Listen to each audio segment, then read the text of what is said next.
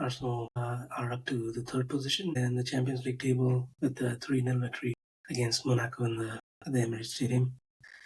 I think Arsenal played really well, especially in the first half. Second half was not that great, especially until Arsenal scored their second goal. But by the time the second goal and third goal went in, it was pretty comfortable. XG stats 1.9 to Monaco's 0.4, 14 shots on target, out of which, 14 shots on total, out of which 8 were on target for a dominated position, about 55%. And overall, good performance, I think, except for the chances that Arsenal had to score those goals in the first half. We were pretty comfortable.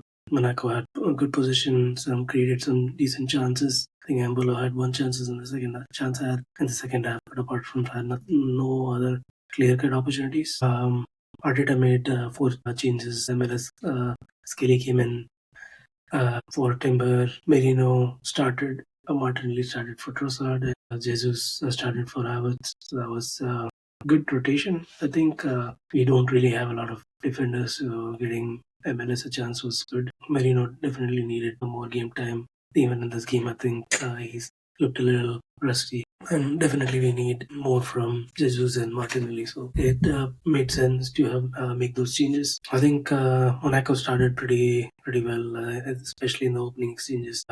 Had good position. Arsenal struggled a little bit to keep hold of the ball. Monaco didn't really create much. I think there was one effort from Golovin, but that was off target.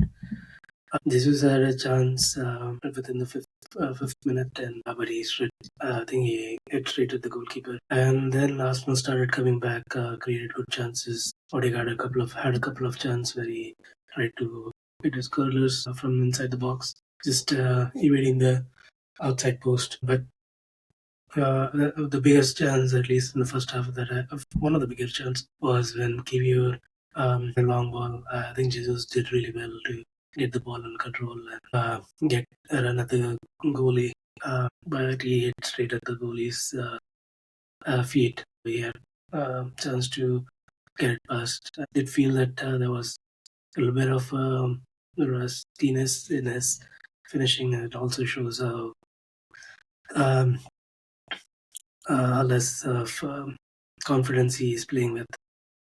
Martinelli had a chance. He passed it to Jesus, and again, his finish lacked any conviction. I think there was one other chance where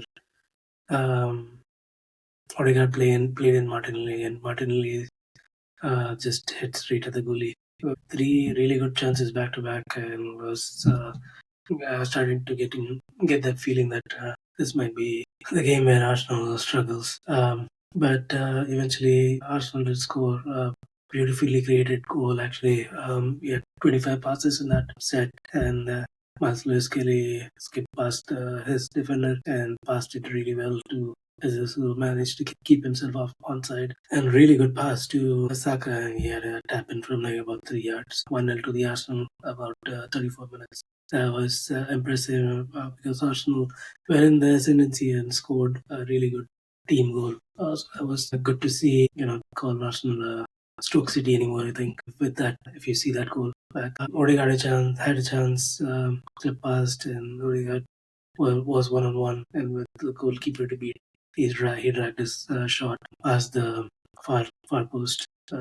It's a little disappointing to see him miss that way, but those are big chances that Arsenal had in the first half. Should have been at least 3 or 4 nil ahead, but it was 1-0 at the break. Monaco made a change, came in at halftime, and that changed the dynamic a little bit. They had more impetus, especially in the attacking third. Created a few chances. Like I said, the Ebola chance was the one that I can really remember, but there were other opportunities that Monaco created that troubled the Arsenal defense. A couple of poor kicks from Raya, either straight out of touch or straight to Monaco, just inviting pressure to Arsenal. But apart from that, nothing really set out for Arsenal in that sense. Was not a tough defensive act, but we needed to make changes, and Arteta did manage to make those changes. and it was Timber, Jorginho, and Trossard coming in, and it was good to see Miles Kelly giving the standing ovation.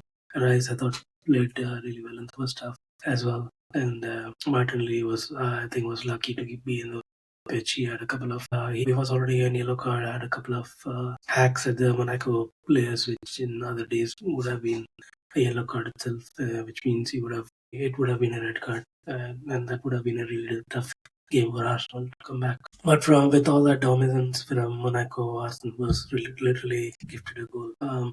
Good pressing by Havertz, pressed down the goalie, and the goalie played straight at the Monaco defender, which Saka intercepted and chipped 2-0 to the Arsenal. That was 73rd minute. And that was pretty much game over. You can see the Monaco players pretty much sullen faces. They didn't really had any energy or an attacking verb they made some changes, but really didn't get back to the game. Arsenal made a change. They brought in Vaneri and the 88th minute we had a free kick. Kibior did a quick free kick in which I think Trossard chipped in. There was a shot on goal which was blocked. Saka and his shot deflected onto the Monaco goal via Havertz. Havertz was given the goal. I thought it was deflected off of Kelleher, but the Monaco defender, but I was given to Havertz. So 3-0 to the Arsenal.